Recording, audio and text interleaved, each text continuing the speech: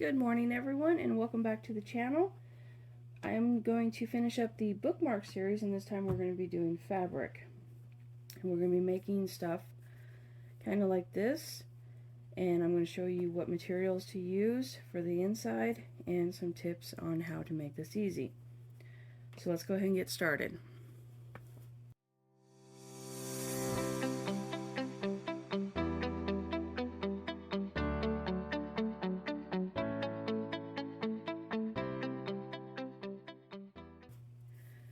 So the really cool thing about bookmarks is they're quick, they're easy. Like these, you're going to be using up some scrap materials. You can sell them for pretty cheap. They're nice grab-and-go items.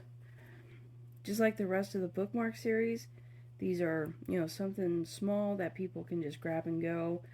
You sell them for $1 or $2. It doesn't cost hardly anything to make them. They're quick. But for people who would like to help support you as a handmade maker, and they don't have a lot of money, they can, grab something like that. Plus, with back to school right now, it's a really good idea. So first off, I'm just going to be using some regular cotton fabrics. You can use whatever fabric you want, really. So as far as the inside, I'll be using this. It's a thick stabilizer. This is actually a two-sided bonded stabilizer, meaning there's adhesive on both sides. This is the Polon 82. I'll have a link in the description for it. But I use this for, several different projects because it is a double-sided. I don't have to sit there and worry about spraying and getting that stuff all over the place. So first off, we're going to go ahead and cut this down to 2 inches wide. You can make them however wide you want. Actually, let's go about 2.5. That way it's a 2-inch bookmark.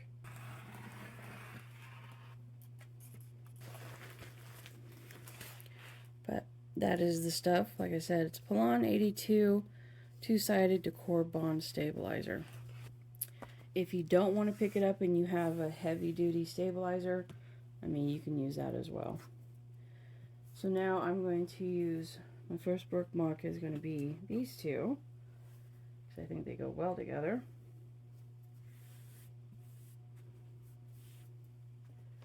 I'm going to cut it to 2.5 by 6 inches. Sounds good. Like I said, it's up to you, however big you want them. That's the cool thing about these. You can make them any size, any shape, any style.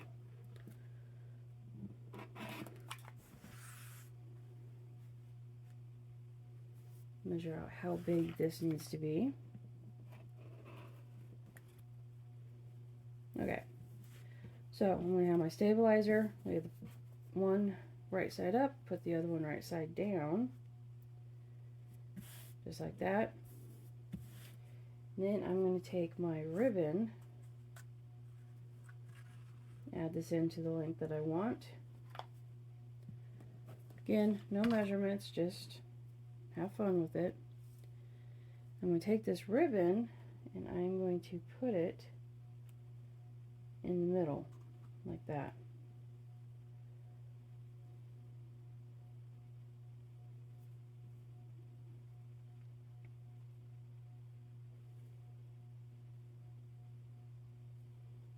There, make it lay down. The key to it is do not sew the tails in, but get the top sewn in. And you want to make sure that it is even. So I'm lining it up on my board, putting it right there, line the top back up.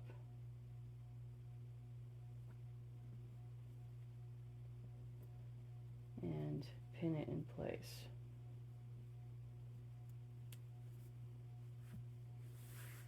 And there you go. Now we're going to head to the sewing machine, and I'm going to stitch it around this way and leaving about 1 inch opening down here. Alright, so like I said, stitch around here all the way around. I'm going to leave a gap for the opening, and I'm going to stitch about using a 1/4 inch seam allowance, so fairly close.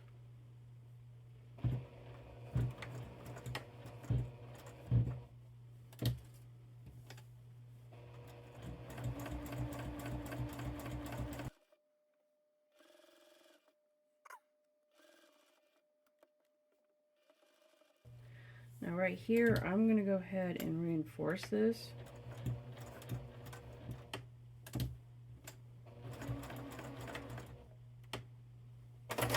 Like that. And then go ahead and continue.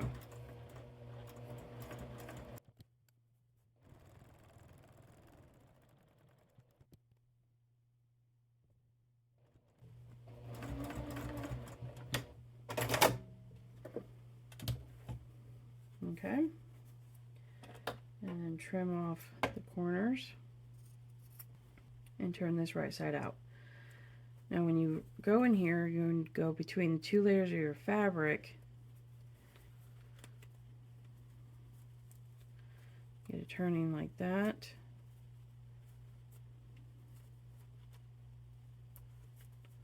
So I'm shoving the end up in there to get it to start turning.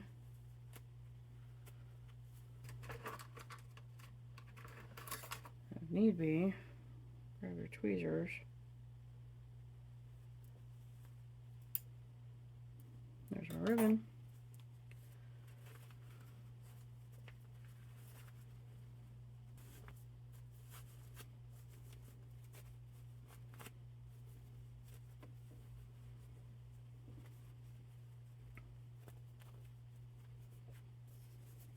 Alright. Now I use my chopstick and push out the corners. And not push through the corners.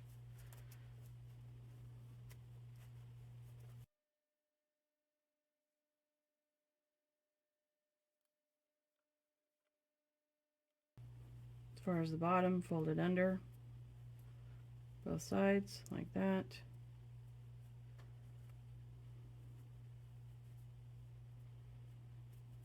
And get it to lay flat. Now we're going to head to the ironing board and iron this nice and flat.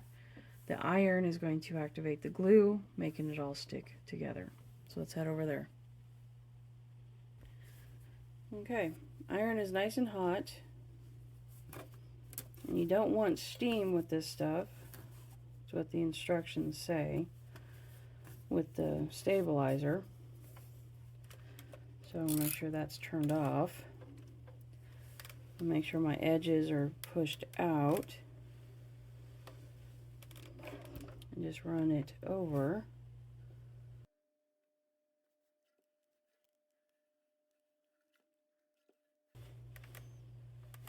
There you go. And it also says to let it cool off in place before moving it. That way the adhesive stays. So now I'm going to go ahead and stitch all the way around just to reinforce all the edging. And stay pretty close, about 1/8 inch.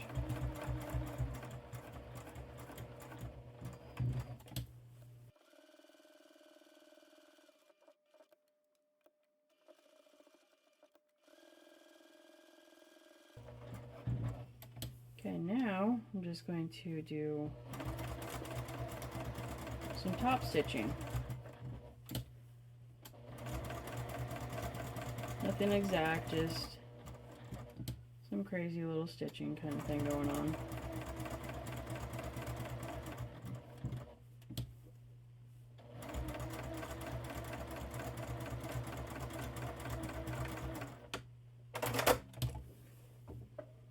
Okay, the other one I want to show you is this style here. This is a pocket bookmark, and it slips over your pages like that. Now you've probably seen it, and they've put, little teeth across here and some eyeballs, make it goofy for kids and stuff like that. You can decorate it, dress it up however you want. They are really cool. So again, you can make these any size. I am going to go ahead and cut out, I like the bigger ones, so 3.5 inch, 4 inch, somewhere around there.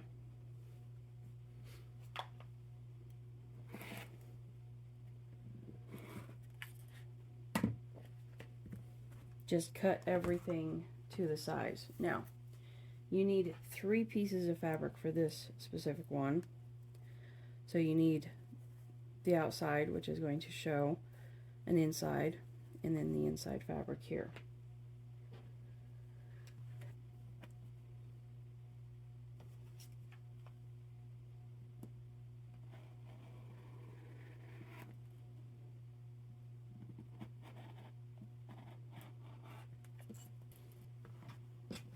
I'm going to use that.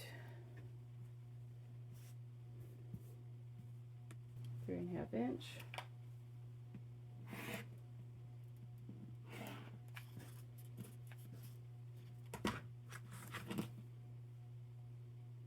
And this one, because I think this is going to be adorable. They're fun patterns or fun prints, so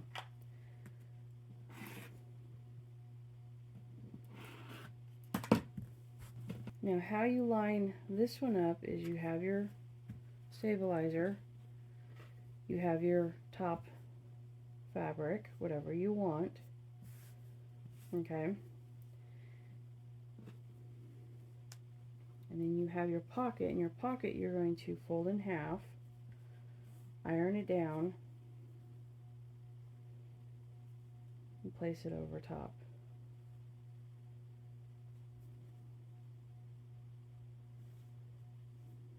Just like that. And then you'll take this, put it wrong side down or wrong side up,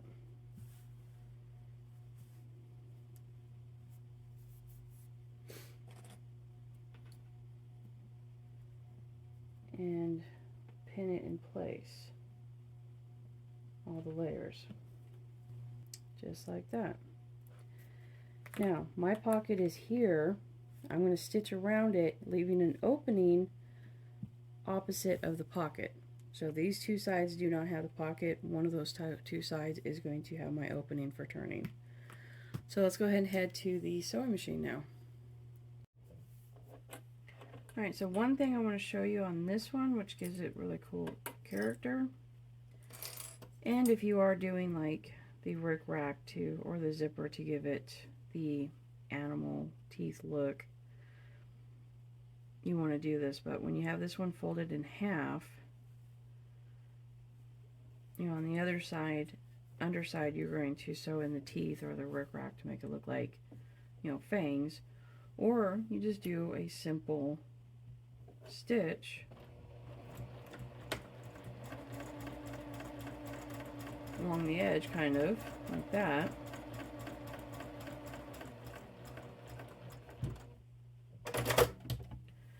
And it helps hold it down in place. And then just put this back together. Make sure the corners are all lined up.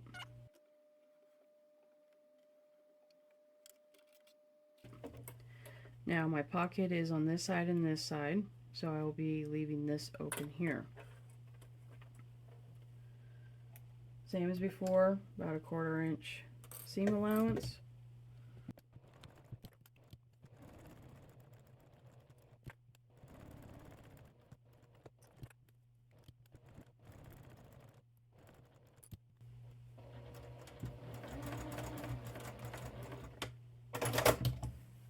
Okay, trim the corners again. Alright, so now when you reach in to turn it, you want to make sure that your pocket stays with your inside panel.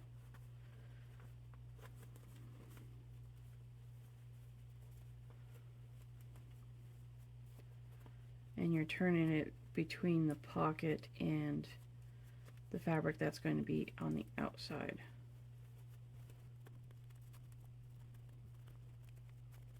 And use the chopstick to push out the corners, just like before. Don't push through them, but get them out there nice and pretty. And, you know, push out the sides, because you want those nice and straight as well. There you have it. The pocket is with the inside fabric. There's my outside fabric.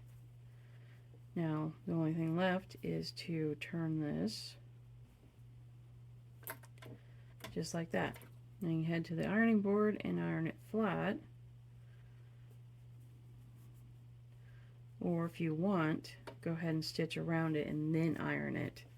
And then the batting will, or the stabilizer, sorry, will hold it all together. So I'm going to go ahead and do that. And I'm going to go right on the edge, about 1/8 of an inch or so.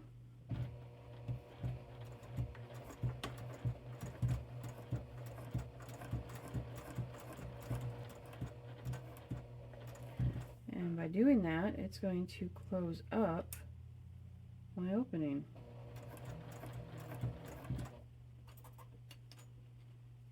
So one thing you want, or I recommend, this is a stiletto. And it helps hold down the fabric without needing pins. And it keeps your fingers away.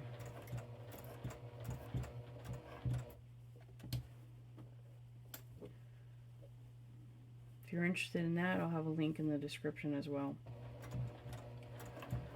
Not for this one specifically, because they don't make this one anymore, but they make tons of different ones.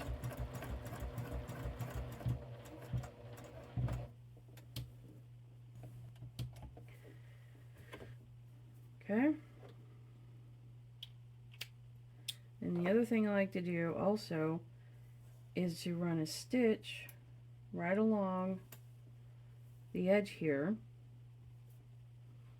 just to help hold it and give it some rigidity, making sure not to grab the pocket. So basically the edge of my foot on this side, use this right here, is running along the edge of this.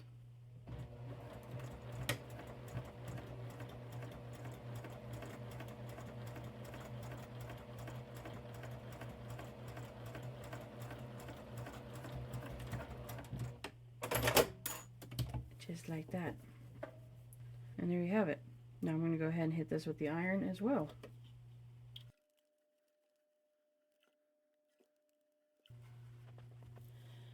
Alright, and there you have it. So this is a few of them that I've made before. So this one here is just different fabrics stitched together and then done up just like this one. A couple different sizes on this. You know, like I said, the cool thing is you can do them like wonky shape, you can do them any shape sizes you want, do any kind of top you want. You just use leftover scraps, stuff that you may just, you know, toss after you're done with it, kind of thing. So, expensive? No, not even the least bit. Quick? Yes, most definitely. And just fun little items that you can have in your booth. So, have fun with them. Enjoy making them. Check out the rest of the series. I'll have a link in the description of all of the materials that I use, the stabilizer and the stylus and stuff like that, or the stiletto. Though they are affiliate links, so if you do use them, I do get a kickback from Amazon, which helps support this channel but doesn't cost you anything more. But yeah, I was going to do one more in the series, which was leather, but I'm not ready for that. I might revisit that at a different time.